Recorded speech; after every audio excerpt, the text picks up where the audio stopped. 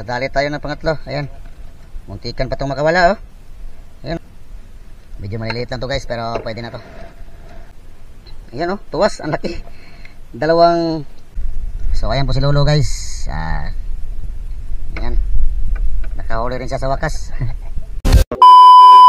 So, what's up guys? Good morning sa inyo lahat. So, nandito po tayo ngayon sa laot, no? Dahil mangangawil po tayo ng pang-ulam natin.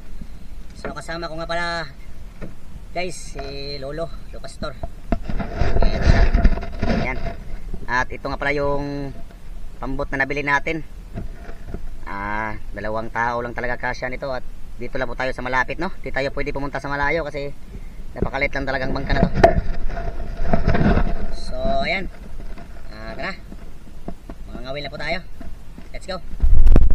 So, bale ito na po yun guys, yung ano natin, pangawil natin.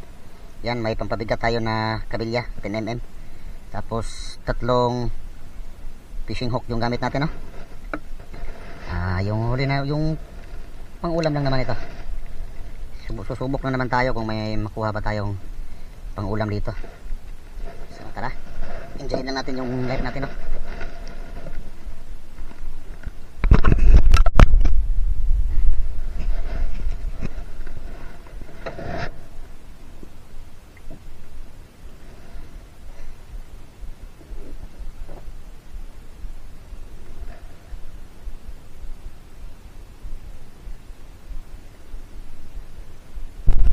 So ayan po si Lolo mga. So ayan po si Lolo guys. Ayan. Nakahuli rin siya sa wakas. Pero tayo hindi pa tayo nakahuli.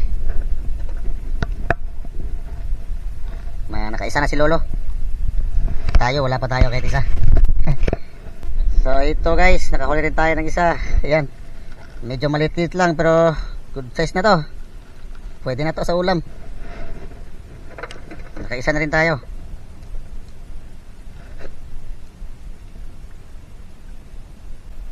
Ayan. Ito yung pangalawang huli natin. Medyo maliliit lang pero medyo maliliit lang to guys, pero pwede na to. Pagkatalang yung isda dito guys. Minsan lang tayo naka ano.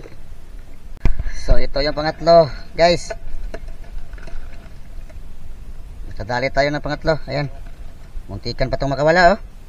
Ayan, oh. Grabe. Ang laki nito.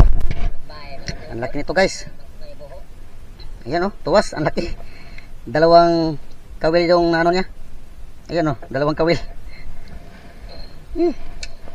Ang lakas. Ang bigat paghatak ko kanina. Ang laki nito. So what's up guys, pumunta muna kami dito sa mababaw. Ayan, sa may kakahoyan. Kasi ang lakas po ng alon, no? Ang lakas ng alon, biglang bumuhos yung lakas na ulan. Tapos may dalang hangin. Kaya pumunta muna tayo dito sa mababaw kasi maliit lang tong bangka natin. Delikado. So tara guys, kain muna tayo kasi lakas pa ng ano, hangin. Saka may ulan pa, lakas din ng alon. At gumawa na lang kami ng ano, kinilaw. Eto, gumawa kami ng kinilaw na okay, kasi kakain muna tayo. Ito po yung kinilaw. Okay, tara, let's go.